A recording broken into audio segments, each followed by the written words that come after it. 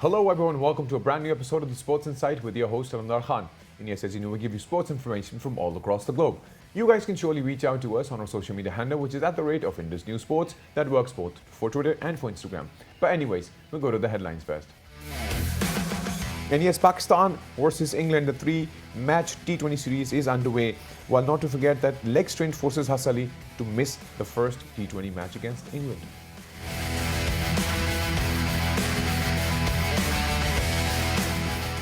And in the top-notch Colin Morikawa, Louis Suzian actually lead, and Jordan Spieth and Brian Harman after the round 1 at British Open.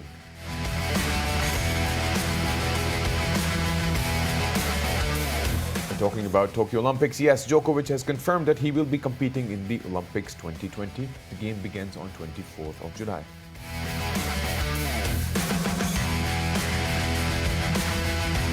And yes, from the world of rugby, England flanker given 4-game ban for striking with the knee in win over Canada.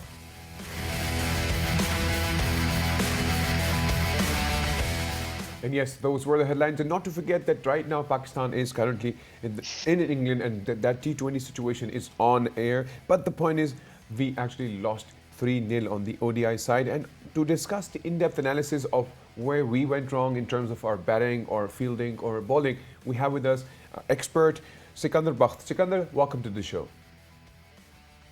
Thank you so much. Thank you so much for having me. Great. Sikandar, I'll start off with obviously the big loss for Pakistan, obviously losing the ODIs to begin with, and then we'll surely come up to the T20 situation. So what's your take on those three matches? Because I think the first one, the second one, even though the third one was the kind of one that we tried to keep our bat on a better strike, we were trying to keep up to the good score thanks to Babar Azam, but we still were unmanaged to win the ODI, not even one. So what's your take on the entire situation on the ODI side against England? Well, England tours are usually tough tours for any side, any subcontinent side. It's not an easy place to play cricket. There's sideways movement. There's everything that tests a batsman to the fullest. And that was expected. It's going to be a tough ask, tall ask for Pakistan batsmen. And it showed in the results. I think the first two games, they didn't score as many runs as they should have. And third game, when you saw big runs, the bowlers didn't support them. And very few, I mean, you got to really understand there's certain batsmen who play well in the weed. Those are the ones who go to places like England.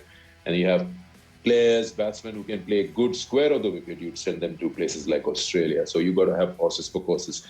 Pakistan, somewhat you get a feeling that heavily relies on Babar Azam. When he doesn't score or if he fails, then Pakistan feels the pressure. Pakistan's middle order has been fragile from the time they played against South Africa or they played against Zimbabwe as well. Their middle order looked fragile, though they did not play ODIs against Zimbabwe. Right. So how do you see it developing now? Because if we look back into the team that the England had, obviously they did not have their main key players in the ODI, but we still managed to, we understand the situation that it is not very easy for any subcontinent team to go there and perform. But now they have their main key players back. And we do understand when it comes to T20, Pakistan obviously does have that edge in terms of their performance because we just finished up with PSL. So I'm sure that the batsmen are in their full momentum. But do you think we will have the trickle-down effect or will be able to fight or not? Well, I'll come back to that fact that I'm endorsing. See, it's the conditions that plays against Pakistan. Now, I'm giving you the same example. Saqib Mahmood, the bowler, who played in PSL, was playable. But then the same bowler in English conditions becomes tougher. So Pakistan opponent is not England. Everyone's talking about the fact that, oh, it was a second side or a B side or a C side. No. Those guys were playing active cricket, active county cricket. They came in, they're in good form. It's the conditions that's Pakistan's opponent, not the player. So it would have been the same had the full squad been playing. It's the same when you get the second side playing. Secondly, when you talk about T20s, Pakistan always has had a better option when it comes to the shortest format. They are more lethal in the shortest format. That format suits their brand of cricket. And Pakistan likes to go out there and have a quick fire, 150, 60, 70 odd, and they can defend that with their good bowling. But if you look at the last ODI, Pakistan's bowling was pretty ordinary. They couldn't defend the 300 plus target. Though it is a high scoring round, yes, you do get that many runs, but Pakistan has been too short to my liking. Right. And if we talk about the bowling side, of course, we mostly are proud of the fact that we know when it comes to our bowling attacks, I think we are phenomenal. But the last match, even though it was a high chasing match, when we talk about 331, it's a pretty decent target. And I think to defend it, we also lacked the fielding side. And I think what exactly, because one side of our team gets into the better side and instantaneously another thing doesn't work. So how can we work on this, the entire momentum of the team to gel in together for all three formats? Well, like I said, T20 format suits the best for Pakistan because in short bursts they can damage a lot on the opponent. And if you have a 4-over spell, someone like Haris Rauf, someone like Shaheen Shah, Right. they've got that energy and they go into it. But ODI is a separate ball game. 10 overs, none for 78. You can have a bad day as a bowler, yes. But then I said the lengths were probably wrong. Pakistan would fancy their chances more in T20 cricket because T20 cricket is about one or two impact players. If they can perform with the ball or the bat, you can win the game for your side. And that, again, is something that Pakistan will look at. But having said that, England also has such impact players who would like to go after you.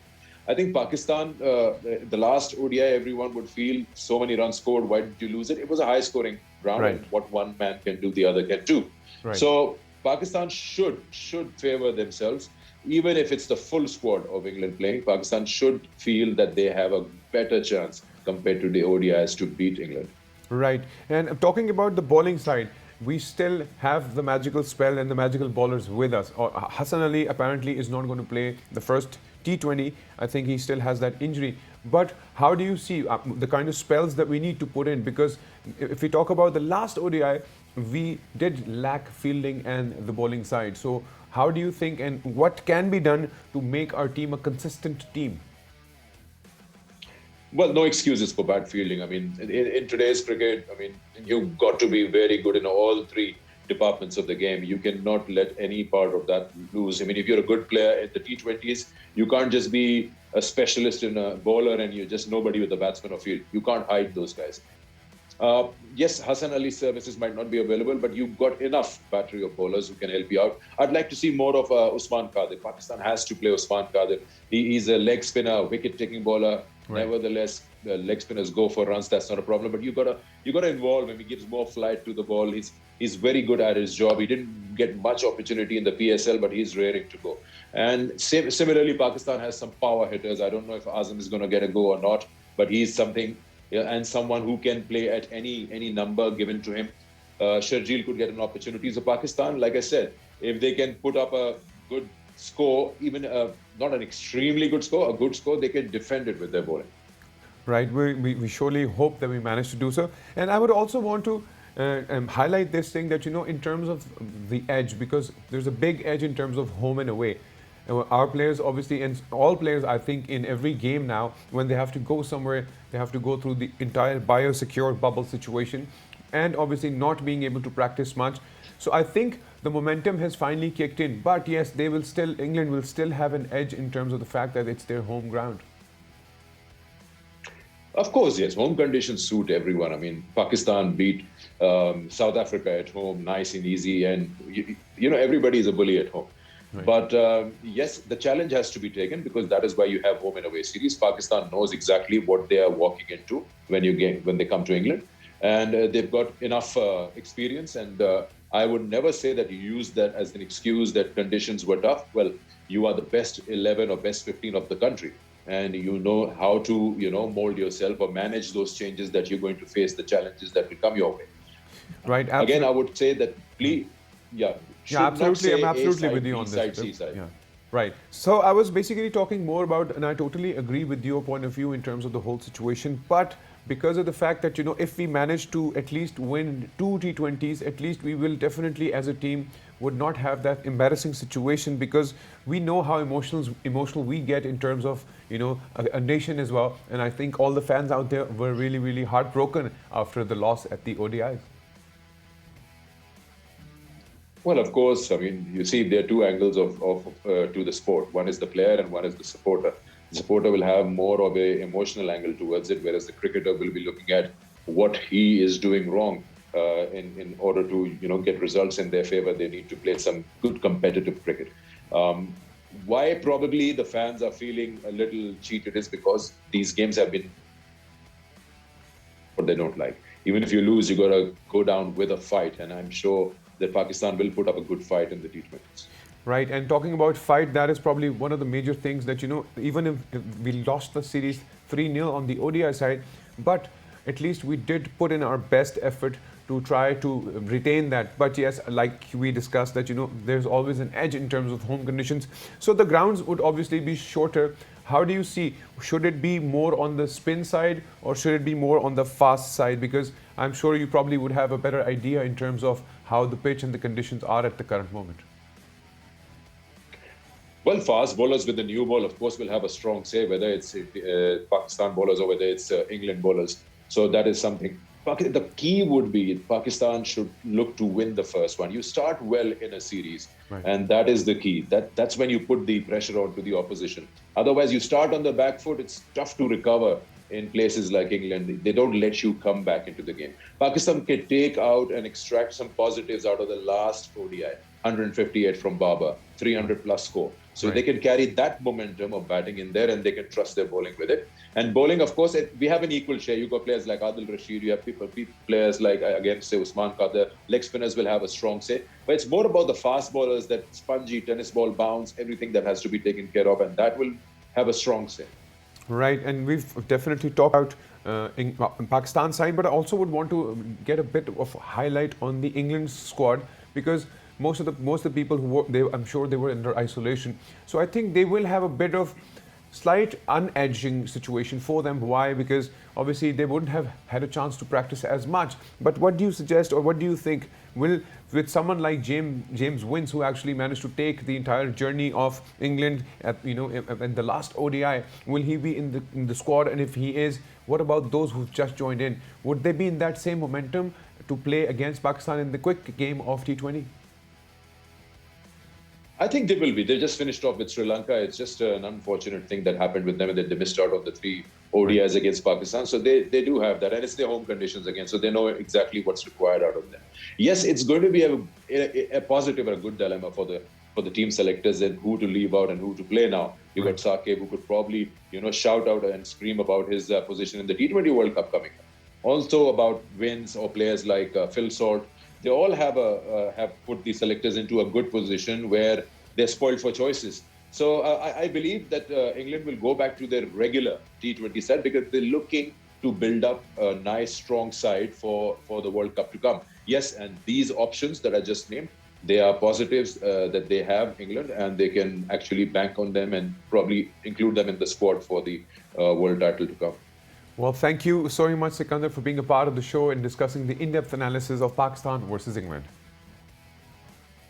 So thank you so much for having me. And yes, those were the in-depth analysis from Sikandar. And definitely, he also gave us wisdom with regards to how things will develop, not only for Pakistan, but also for England. And yes, talking about the T20, all the teams out there are currently trying to bank and make their T20 squad strong because everybody is looking forward to the World Cup that would surely come in the future. But anyways, we're looking forward to tell you guys more about it. What we will do is we'll take a quick break. And once we come back from the break, we'll discuss more from the world of sports. See you guys after the break.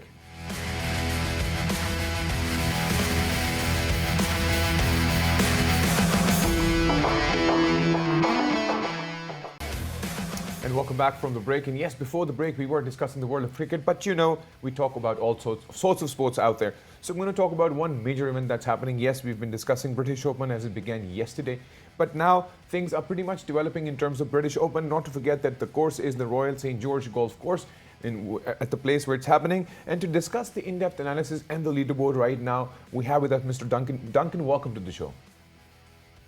Hi, nice to be with you guys.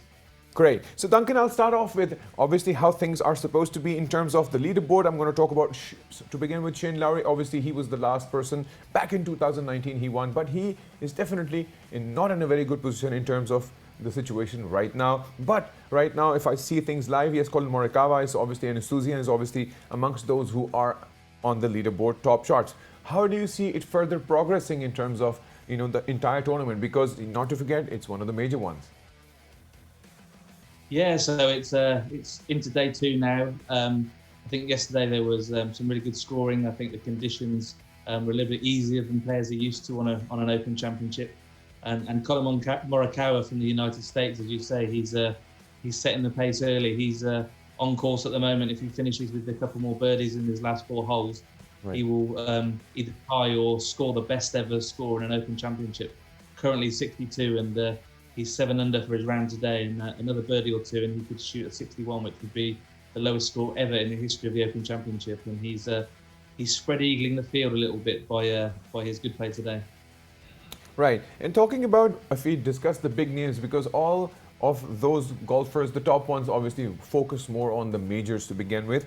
So how do you see a big name like, let's talk about Jordan Spieth. He still is like in the pursuit of getting there, but we still have 2 more days, if I'm not wrong.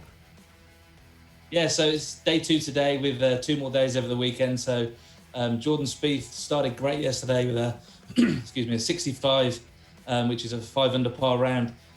The previous 2 times in major championships, he started with a 65 or better. He's gone on to win the tournament, so it bodes well for Jordan Spieth and his resurgence back in the world of golf. Other players, Bryson DeChambeau, who everyone's talking about, didn't have a great day yesterday, and had some comments to make about his equipment after the round, but actually didn't fare too badly. He's not out of the tournament yet, so it'll be interesting how he fares today. And of course, Phil Mickelson, who won the US PGA just 2 months ago, with that stunning win at the age of 50, he unfortunately is ended day 1 dead last in the field, shooting a 10 over par 80. So it just shows you that golf can be a fickle mistress. Right. In terms of obviously talking about Phil Mickelson, as you mentioned, he did win one of the majors, but I think he's having a very rough time after that, because in terms of that victory, sometimes, golf becomes rough to that point of, no return. So do you still think maybe not in this tournament, but maybe in the long run, because I think he still is in pursuit of getting as many titles as he can at the age where he stands right now? I think so, yeah. He's been in pursuit of the Grand Slam in golf, which is winning all 4 majors in your career, and he's the one that eludes him is the US Open, which he's finished second 6 times. So I think the fire still burns for Phil to do well. Unfortunately, this week he's not performed to his best, but also with the Ryder Cup coming up in a few months, it'll be interesting to see if he makes that team at the age of 50. So all eyes will be on that and see how he performs. But for sure, I think the competitive streak's still there. I think he still will probably win some more tournaments in his career. But this week, unfortunately, it didn't seem to go right for him. Right. And talking about, as we're discussing names, I want to talk about Jon Rahm to begin with. One of the big names, in fact, how things got into a situation for him back at the Memorial, because he got COVID tested positive, even though he was in the win. But then he managed to win one of the majors. How is his situation right now? And do we see him climbing up the leaderboard maybe another day or 2? Yeah, so Jon Rahm came into the tournament, the Open Championship, clear favourite. Probably as clear a favourite as been in the Open since Tiger Woods was in his heyday. But yesterday shot a couple over par, was not at his best, but with the conditions similar today, and probably spending yesterday working some things out after his round, I wouldn't be surprised if we see Jon Rahm moving back up the leaderboard, and he's definitely not out of the tournament. Right, and as we know about golf, it's not over till the last day. That's one thing we need to be sure about. And talking about, like I said, discussing big names, how is the situation for Dustin Johnson so far? Yeah, again, had an okay start yesterday. Played later in the day, so got some of the worse of conditions, but he's still in the tournament as well. He's around about the same sort of position as Jon Rahm, is capable of doing the same sort of things, and I wouldn't be surprised again to see him move up the leaderboard. Him and Jon Rahm are battling it out for that world #1 spot week in, week out. It's changing hands weekly, so let's see them move up the leaderboard. Be good to see them in the mix at the end of the week on Sunday. Right. And talking about favorites, I would only want to talk about one more important thing, that, in terms of climatization, a lot of golfers actually manage to get there, because obviously this is happening in the UK, in England. So there's a big difference in golfers playing in the UK or maybe in Ireland or, anywhere else than the USA. So how do you think they would have climatized and conditioned themselves to still be on the top notch? And, because I'm sure there would be a strategy that they would devise to fit in the atmosphere and the situation in a different region. Yeah, for sure. I think each player deals with it differently. Some players have only come over in the last few days to come to the UK to play. Obviously, things are a little bit more difficult with the COVID situation. So that they've come over to acclimatise. But players such as Colin Morikawa, who is leading the tournament, he actually came over 2 weeks ago and played in the Scottish Open last week up in Scotland to help him acclimatise to the situation. And he actually commented that he found links golf, which is, seaside golf in the UK, difficult because of the turf and the ground was much harder than he's used to in the US. So he's had to spend a lot of time getting used to how the ball and the club reacts off the ground. So he seems to have done a good job so far. Right. Let's hope things develop in a better way in terms of golf for all of them. Talking more about the situation as you discussed about the COVID situation as well. Even though I think an approximate of 32,000 people are allowed to be at the course just to view, obviously that was something that was missing back in 2020, even a lot of tournaments. But how many, in terms of the plans that's been devised to control the situation as well? Because we know when it comes to sports, when it comes to audiences, they would come see it, but there should be a proper responsible plan in terms of controlling the fact that COVID-19 is still out there. Yeah, sure. So all the players, they've had their support team dramatically reduced, so they're only allowed to bring 2 people extra to themselves and their caddy, so they've reduced the amount of support staff at the event, and all 32,000 fans each day have to produce proof of either being vaccinated against COVID or a negative test. So everyone inside the course there in the event, including media, players and fans, have all been either tested or vaccinated and are encouraged to try and stick to those social distancing guidelines and masks. I think they're on top of it as much as they can be.